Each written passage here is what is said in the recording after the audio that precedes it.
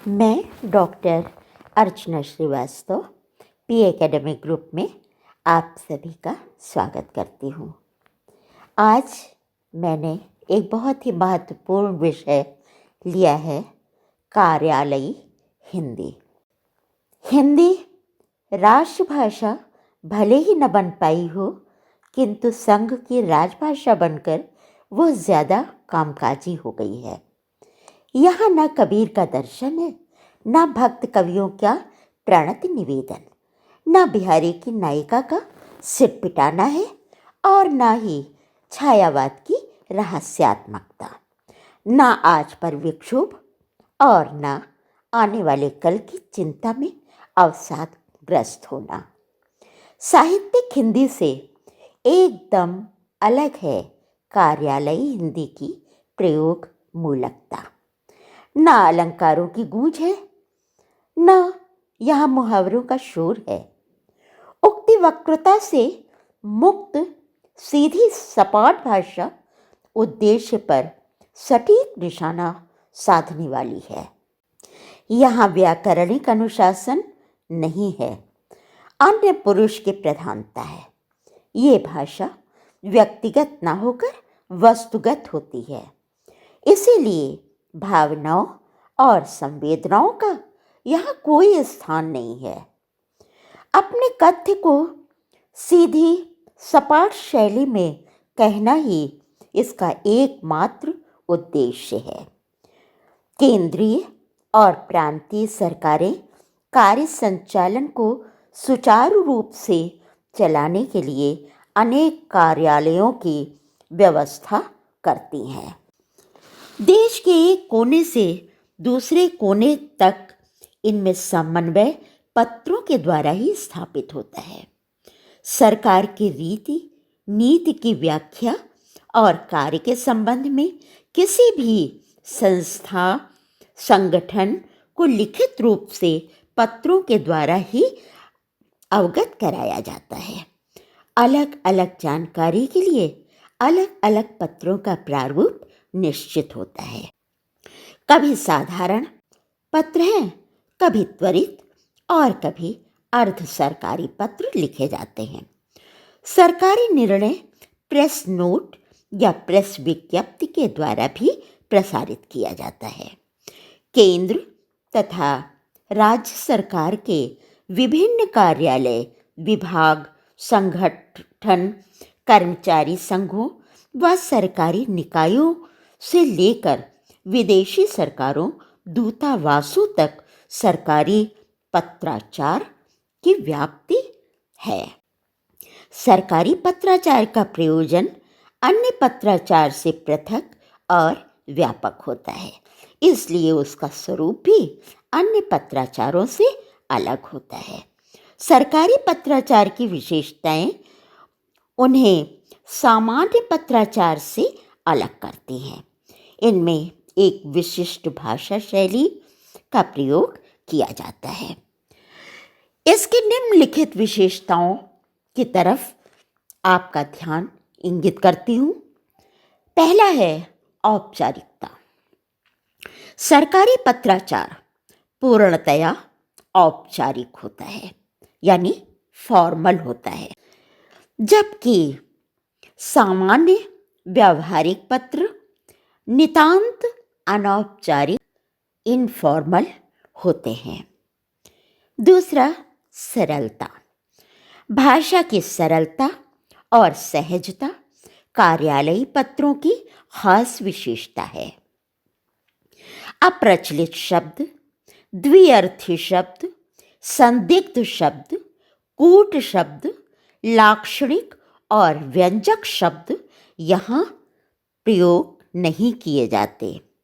आम भाषा के शब्द जो उद्देश्य को पूर्ण करते हो, उनका ही इसमें प्रयोग किया जाता है।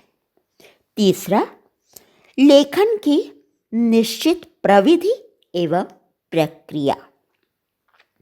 सरकारी पत्रों के लेखन की एक निश्चित प्रविधि एवं प्रक्रिया होती है।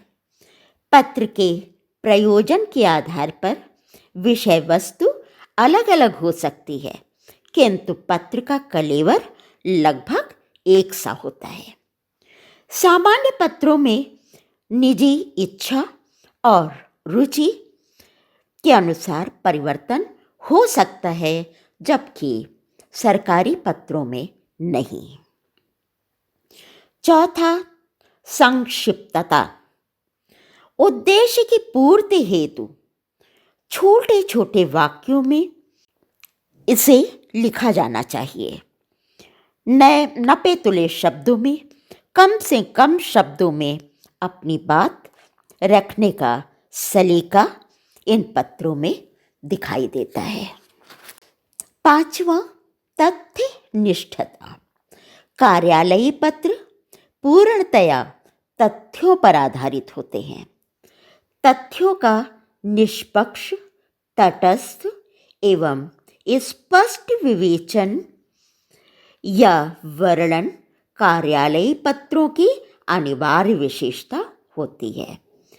तथ्य को बिना लाग लपेट के यथावत प्रस्तुत करना चाहिए। कल्पना, अतिशयोक्ति, अनिश्चितता, हास्य, विनोद आदि के लिए इन पत्रों में कोई स्थान नहीं होता। छठा, विषय प्रधानता। कार्यालयी पत्र व्यक्तिगत नहीं विषयगत होते हैं, अतः यह पत्र किसी व्यक्ति के द्वारा लिखे जाएं, उसकी व्यक्तिगत छाप वहाँ नहीं होनी चाहिए। निर्वैयक्तिकता इन पत्रों का खास गुण है, जबकि सामान्य पत्रों में वैयक्तिकता प्रधान होती है। सातवां, क्रमबद्धता। पत्र में क्रमबद्धता आवश्यक होती है, जैसे कार्यालय एवं विभाग का नाम, पत्रांक, दिनांक, प्रेषक, सेवा में, विषय, संबोधन, पत्र का मुख्य भाग, स्वनिर्देश एवं अधोलेख, हस्ताक्षर, संलग्नक सूची तथा पृष्ठांकन आदि। आठवां, सुनिश्चित एवं रूढ़ भाषा शैली। कार्यालयी पत्रों की भाषा शैली सुनिश्चित होती है। पत्र का प्रारूप और शैली प्रायः सामान्य होती है। संबोधन, विषय ये पारंपरिक हैं। कई सालों से ये भाषा रूप प्रचलित है। हाँ, कार्यालयी कामकाज अधिकांशतः अंग्रेजी भाषा में ही होते थे, जो अब हिंदी में होने लगे हैं। सामान्य भाषा की आवश्यकता अनुसार इनमें परिवर्तन हो सकता है, जबकि कार्यालयी पत्रों में ये प्रारूप अलग नहीं हो सकता। एक निर्धारित प्रारूप है, फॉर्मेट है, जिस पर हमें पत्र लिखने होते हैं। 9, मोहक प्रभावशाली कलेवर।